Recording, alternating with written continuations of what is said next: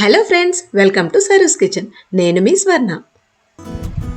ఈ వీడియోలో మీరు చూడబోతున్న రెసిపీ మామిడికాయతో పులిహోర. పండక్కి ఎన్ని పిండి వంటలు చేసుకున్నా వాటితో పాటు పులిహోర కూడా ఉండాల్సిందే. నిమ్మకాయ చింతపండు పులిహోర ఎప్పుడైనా చేసుకోవచ్చు, బట్ మామిడికాయతో పులిహోర మాత్రం సమ్మర్లో పచ్చి మామిడికాయలు దొరికినప్పుడు మాత్రమే చేసుకోవచ్చు.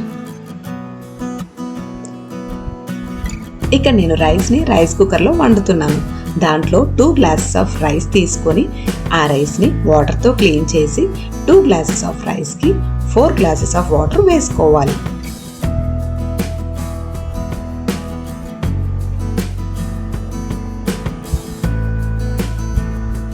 ఇప్పుడు 1 టేబుల్ స్పూన్ ఆయిల్ కూడా యాడ్ చేసుకొని ఒకసారి మిక్స్ చేసుకోవాలి.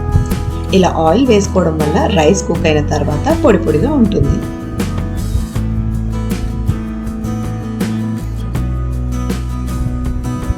ఇప్పుడు ఒక మామిడికాయని తీసుకొని దీన్ని పీల్ చేసుకోవాలి.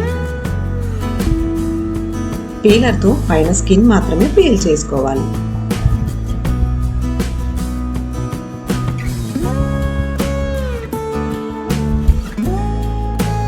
ఇలా మామిడికాయ మొత్తం పీల్ చేసుకోవాలి. ఇలా కాయ మొత్తం పీల్ చేసుకున్న తర్వాత ఇప్పుడు తురుముకోవాలి. సమ్మర్లో పచ్చి మామిడికాయలు దొరికినప్పుడు ఇలా తురుముకొని కొంచెం పసుపు సాల్ట్ వేసి ఒక బాక్స్లో పెట్టి ఫ్రిడ్జ్లో స్టోర్ చేసుకుంటే ఎప్పుడు కావాలంటే అప్పుడు కూడా పులిహోర చేసుకోవచ్చు.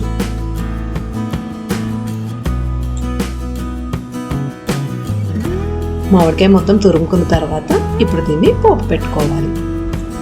ఇప్పుడు స్టవ్ పైన ప్యాన్ పెట్టుకొని ప్యాన్ హీట్ అయిన తర్వాత 5 to 6 టేబుల్ స్పూన్ ఆయిల్ వేసుకొని ఆయిల్ హీట్ అయ్యాక 1 టేబుల్ స్పూన్ జీలకర్ర, అలాగే 1 టేబుల్ స్పూన్ ఆవాలు, 2 టేబుల్ స్పూన్ మినప్పప్పు, అలాగే 3 టేబుల్ స్పూన్ శనగపప్పు, అలాగే 1/4 కప్ పల్లీలు వేసి ఫ్రై చేసుకోవాలి. ఇప్పుడు సన్నగా పొడుగ్గా కట్ చేసుకున్న 5 to 6 గ్రీన్ చిల్లీస్ కూడా వేసుకోవాలి.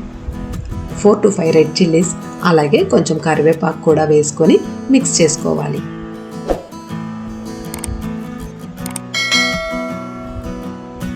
ఇప్పుడు కొంచెం ఇంగువ కూడా యాడ్ చేస్తున్నాను. ఇది ఆప్షనల్, ఇష్టం ఉంటే వేసుకోవచ్చు, లేదంటే అవాయిడ్ చేయొచ్చు. ఇప్పుడు 1 టేబుల్ స్పూన్ పసుపు కూడా యాడ్ చేసుకొని ఒకసారి మిక్స్ చేసుకోవాలి.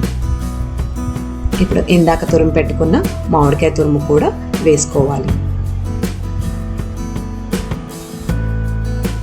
ఈ తురుము వేసుకున్న తర్వాత ఎక్కువసేపు ఫ్రై చేయని అవసరం లేదు. జస్ట్ 1 నిమిషం పాటు ఇలా ఫ్రై చేసేసి స్టవ్ ఆఫ్ చేసుకుంటే సరిపోతుంది.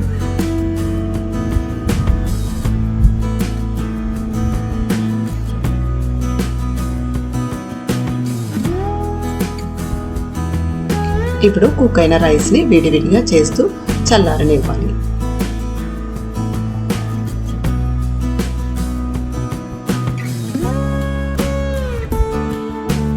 ఇలా పొడి పొడిగా చేసుకున్న తర్వాత ఇప్పుడు దీన్ని ఒక పెద్ద బేసన్లోకి షిఫ్ట్ చేసుకోవాలి.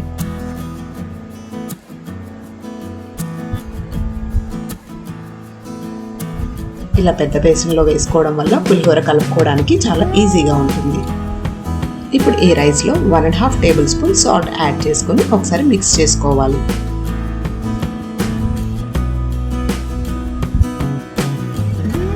ఇందాక పోపు పెట్టుకున్న మామిడికాయ తురుము పోపుని రైస్లో కొంచెం కొంచెం వేసుకుంటూ యాడ్ చేసుకోవాలి.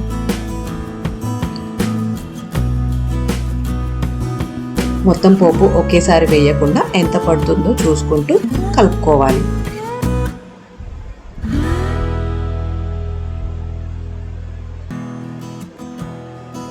పులిహోర చేతితో కలుపుకుంటేనే చక్కగా రైస్కి పడుతుంది.